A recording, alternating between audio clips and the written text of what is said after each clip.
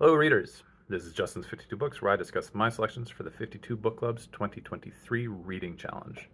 And I'm doing something special this year. I am reading science fiction by women for all of my 52 selections, science fiction or related genres, to explore the legacy of women writing science fiction with my reading challenge. This is week 8, and I am talking about prompt 8 this week, dystopian fiction. My selection for this prompt was Children of Men by P.D. James, published in 1992. So some thoughts about the prompt.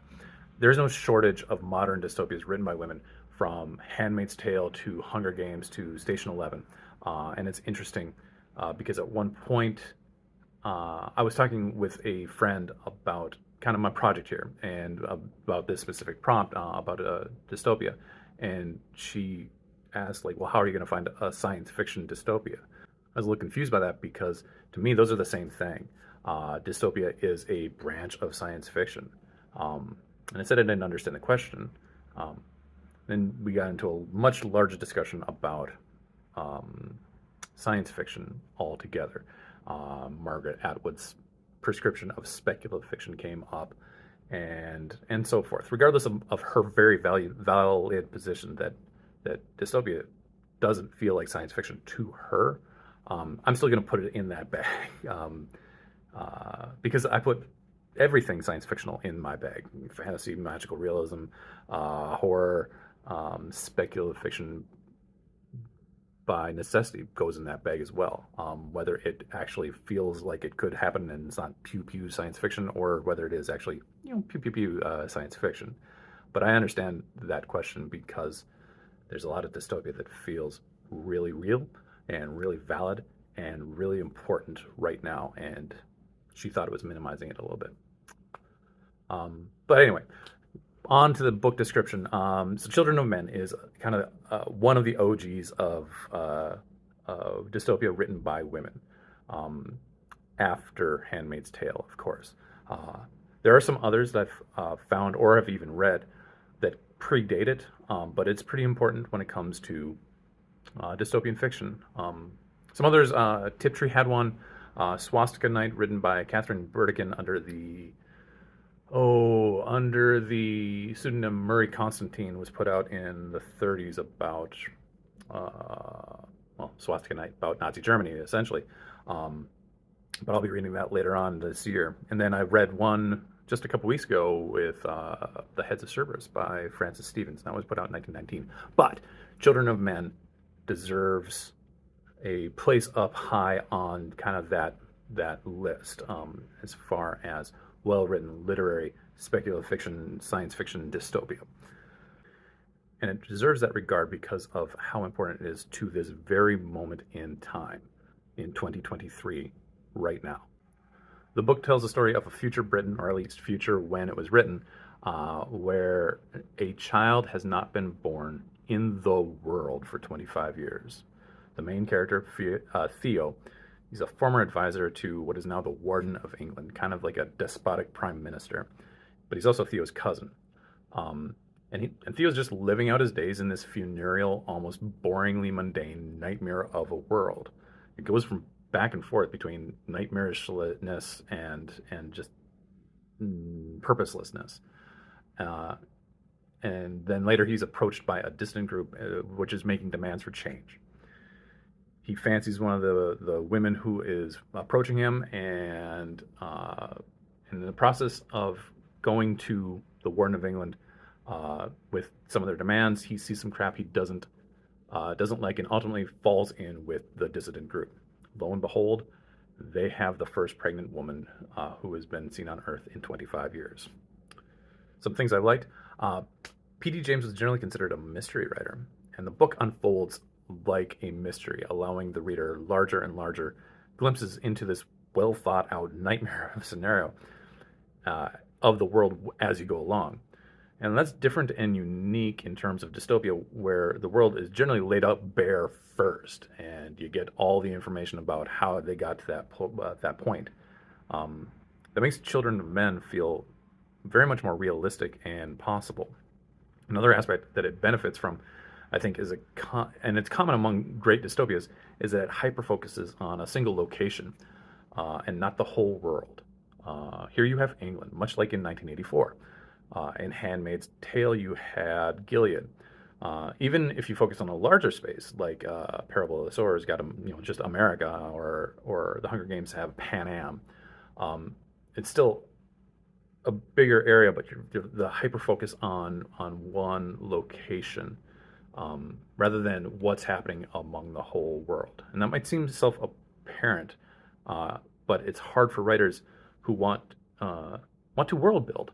In an effort to do the world building, they make it seem believable and make sense. They describe and describe and describe all the events and happenings and outcomes and eventualities that led to the moment, that led from the moment that you're reading to the moment that's happening in the book.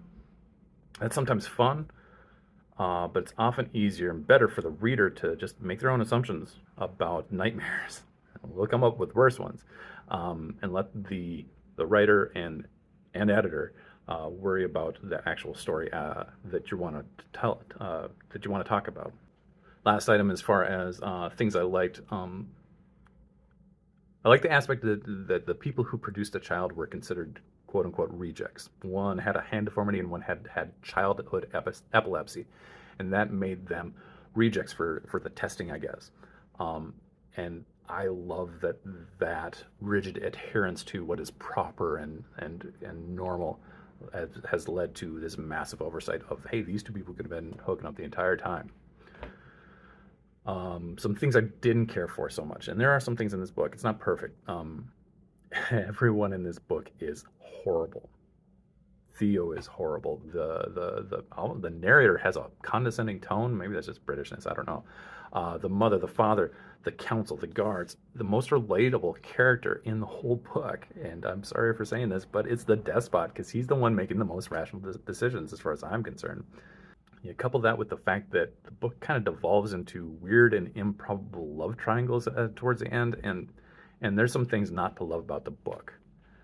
However, in the realm of dystopias, it is important, and important specifically right now in 2023. And I think I want to shine a light on that, because now's the time. James is playing with a bit of real-life demographics. She's writing in 1992 about events that happened in 2021. 2 years ago, as I say this right now. Theo in the book is 50 years old. That means he was born in 1971, and he is a straight-up Gen Xer. The Omegas, those are the last children that were born in the last 5 years. If you were born in 1995 or 1990 or 1994 or 1993, you're considered an Omega, and everyone is creeped out by them. And I mean, just imagine if you were the last generation on Earth and there weren't any children coming after you, you'd go nuts too. And so you got tribes of these Omegas in the forest. Even the ones that are in society are weird and othered a bit, and everyone's creeped out by them. Well, guess what? They're millennials. Straight up, and did the math. They are millennials. And so there's this definite baby boomer, Generation X, millennial vibe going on throughout the book before we kind of had that as part of our common discourse. And it really offers a lot to chew on in terms of who we are, what we value, and why we do what we do as we go throughout the actions of our day. And what does it mean when those actions of our day only affect our single day and not the day that comes after it? Ultimately, I'm glad I read the book, because it's that generational lens that really has me thinking about it. Just right now, it's 2023, and we have 10,000 Americans turning 65 per day. And we are seeing that affect the workforce, housing, finance, healthcare, rent, all these things in everyday life is being affected by the age of this baby boom. And I'm not trying to throw anyone under the bus or anything like that. It is reality, though. And it's a great jump. This book is a great jumping off point for conversations about what we all leave behind. Not just for boomer blaming and millennial roasting, but for actual true blue discussions about what's going on and acknowledgments of what needs to be done for our world. Children of Men offers up a good alternative to what we could be doing and should be doing. And guess what? It sucks. Like a dystopia should. So, other books for this prompt. Well, it was not hard to find women writing dystopias. A couple that I'll highlight because they're the ones I enjoy and probably I think could use a little more notoriety or more mentioning. Book of the Unnamed Midwife by Meg Ellison has similar feelings and themes as Children of Men, but goes in a little bit different direction with all the women, or almost all the women, dying off in a plague or whatever. Interesting jumping off point for some discussions there. Neil Hopkinson's Brown Girl in the Ring. It's an interesting discussion to have. Is all cyberpunk dystopia, and do those two things need to be the same thing, or do they at least go hand in hand, or have to go hand in hand? But Neil Hopkinson's Future Toronto definitely has some dystopian overtones. And then there's Louise Erdrich. Whenever Louise Erdrich's at the bus stop, I'm always going to stop the bus because I love her writing. And she had, just in 2017, wrote a dystopia called Future Home of the Living God. Check that out. It's a cool book. And then The Godmother of all of them. Believable dystopias. The Handmaid's Tale. But I don't really need to talk about that because everyone knows about that one. Thanks for watching me talk about my thoughts on The Children of Men by P.D. James. This has been week 8 of Justin's 52 books, and I was talking about Prompt 8, a dystopia. For more information on the 52 Book Club, you can check them out on their website, the52bookclub.com. You can also check them out on Goodreads and Facebook and Instagram. I'm pretty active on the Facebook comment section, so maybe I'll see you there. Check me out on Goodreads and Storygraph and Instagram, Justin's 52 Books. I hope to see you next week with Prompt 9, a book with a dedication, and I promise it offers a lot more hope than a dystopia. Until then, happy reading.